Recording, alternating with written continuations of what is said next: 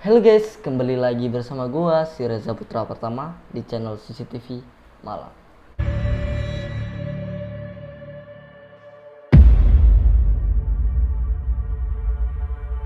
Di video kali ini aku akan membahas cerita yang ada di Twitter yang username-nya bernama Bekti 08197726. Jadi sebelum kita mulai ceritanya, alangkah baiknya kalian subscribe dulu ke channel ini dan jangan lupa untuk di share, di like, dan aktifkan lonceng notifikasinya agar kalian tahu setiap gue upload video terbaru. Jika kalian mempunyai pengalaman horor, kalian bisa juga DM IG ku. Dan ya, kita langsung aja mulai cerita. Cerita ini aku dapat dari seorang kawan lama, tepatnya 10 tahun silam saat kami masih bekerja di tempat yang sama. Sebut saja namanya Rina. Waktu itu aku sedang melihat matanya sebab seperti habis menangis. Aku berpapasan dengannya saat di toilet. Ia baru saja selesai membasuh mukanya. Namun mata sembamnya masih terlihat jelas. Di genggaman tangannya ada selembar surat yang sisi-sisinya masih basah karena air di tangannya. Aku bertanya, "Kamu kenapa, Rin? Habis nangis?" Tanyaku seraya berjalan mendekatinya. "Tahu saja, Mei. Iya, aku habis nangis. Dapat kabar kalau kakekku meninggal," jawabnya sembari menyodorkan surat telegram yang ada di tangannya. Lalu aku baca surat itu. Benar saja, kakeknya meninggal 3 hari yang lalu. Aku dan Rina merantau di kota lain. Kami tinggal satu kos. Zaman dulu belum ada handphone atau telepon umum, jadi untuk berkirim kabar masih mengandalkan surat menyurat. Hanya saja setelah membaca surat itu, ada suatu yang ganjil mengenai penyebab kematian kakeknya. Di surat itu tertulis bahwa awalnya kakeknya sedang baik-baik saja, kondisinya sehat, masih melakukan aktivitas seperti biasa. Namun malam harinya mengeluh dadanya sakit. Tiba-tiba darah keluar dari mulutnya. Muntah darah bercampur lendir keluar dari mulut kakeknya. Malam itu beliau menjerit menahan sakit, guling-guling di kasur karena rasa sakit luar biasa di dadanya, seperti ada benda berat yang menekannya. Akhirnya pihak keluarga membawanya ke rumah sakit. Di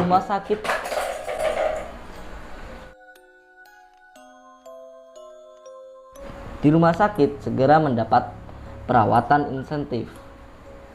Sempat hilang kesadaran sesaat, namun jatuh tak sadarkan diri lagi.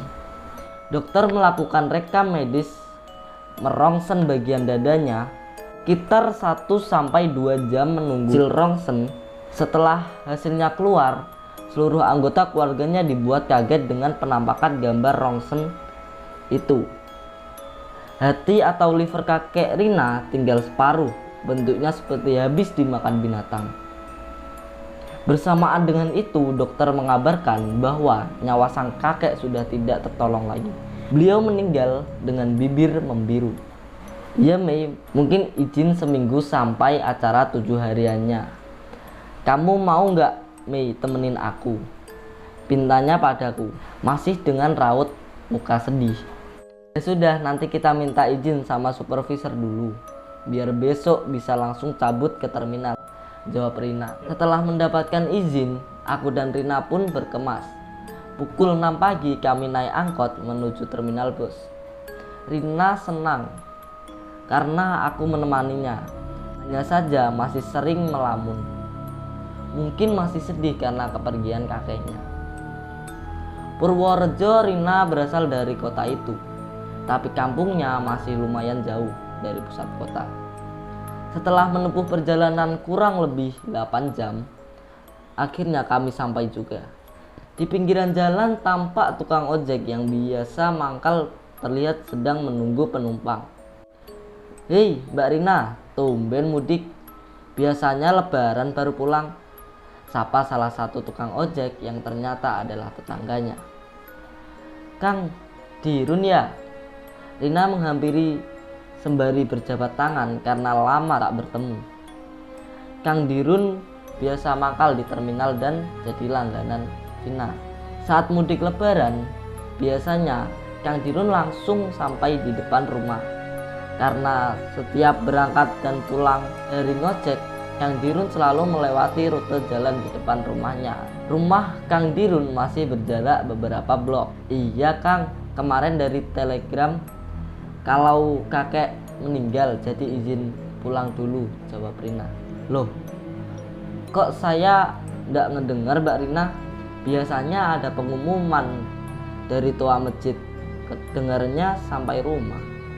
Kakek meninggal mendadak Kang, nggak ada yang mengira kalau kakek akan pergi secepat itu, ujar Rina lirih. Ya sudah, saya antar pulang Mbak, sekalian saya mau mampir, ucap Kang Dirun seraya beranjak dari duduknya. Terima kasih Kang. Oh ya Kang, ini kenalin temanku Melani, mau nginap di rumahku, ucap Rina. Oh, teman kerjanya Mbak Rina ya? Saya Dirun, jawab sembari mengulurkan tangan tanda perkenalan. Ya, saya teman kerjanya, mau silaturahmi ke rumah Mbak Rina, jawabku. Jawab Mei, Li menyalami Kang Dirun tanda kenal. Rina memesan satu ojek lagi untuk Mei. Perlahan motor melaju melewati jalan kampung yang masih tampak sepi. Rumah warga satu dengan lainnya terbilang masih berjauhan. Sepanjang jalan hanya kebun warga yang tampak mendominasi setiap kanan dan kiri jalan. Suasana siang itu terasa sejuk sekali. Udaranya masih bersih, tak seperti di dekat kosnya yang sudah penuh dengan polusi. Sesekali Rina menarik nafas merasakan segarnya udara itu.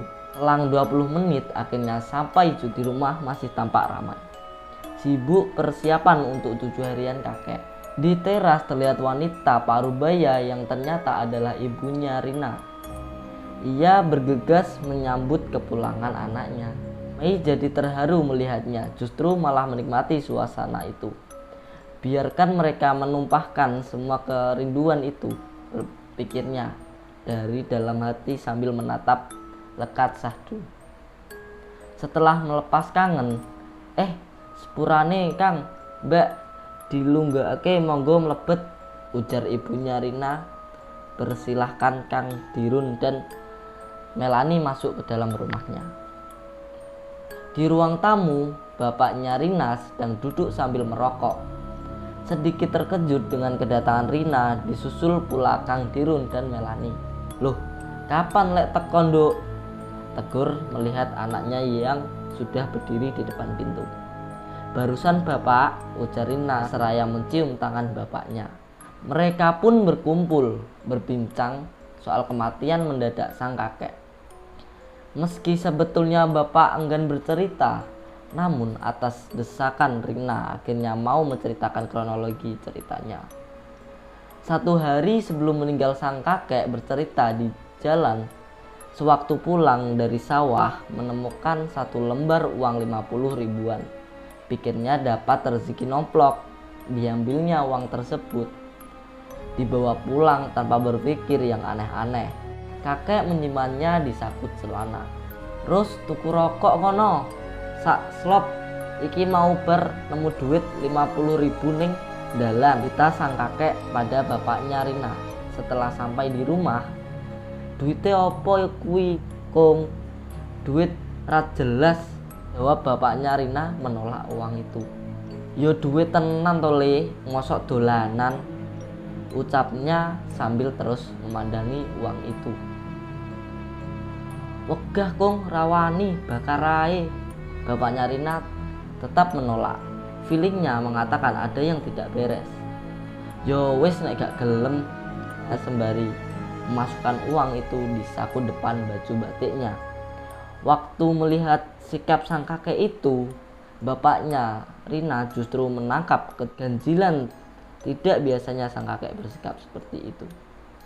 Tingkahnya lebih mirip anak kecil yang ketika diberi nasihat justru mengeyel. Kok dino iki Mbah Kung aneh, gumam Rusdi, bapaknya Rina di dalam hati.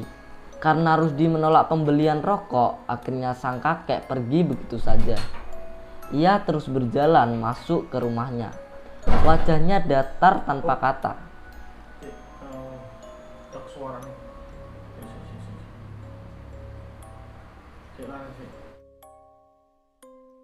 Karena Rusdi menolak membelikan rokok, akhirnya sang kakek pergi begitu saja. Ia terus berjalan masuk ke kamarnya. Wajahnya datar tanpa kata sedikit pun yang keluar dari mulutnya. Ia berlalu begitu saja dari hadapan Rusdi. Rusdi hanya diam saja. Sang kakek masuk ke kamar sekitar pukul 4 sore. Tapi anehnya, hingga melewati maghrib bahkan mendekati isya, sang kakek tidak bangun-bangun.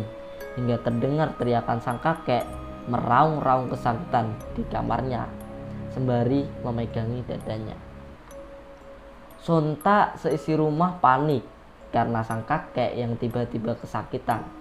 Dari sakunya uang 50.000 itu menyembul keluar. Tapi anehnya uang itu tidak berwarna biru, lebih ke warna kehijauan. Jika Rusdi mengambil uang itu lalu membakarnya. Mati kowe. Rusdi merasa uang itu adalah besangan para pencari tumbal pesugihan. Tanpa rasa berdosa memasang jebakan itu di jalan yang sering dilalui orang. Tapi apakah boleh buat? Erangan kesakitan sang kakek masih terdengar pilu. Ia tak mampu berbuat banyak.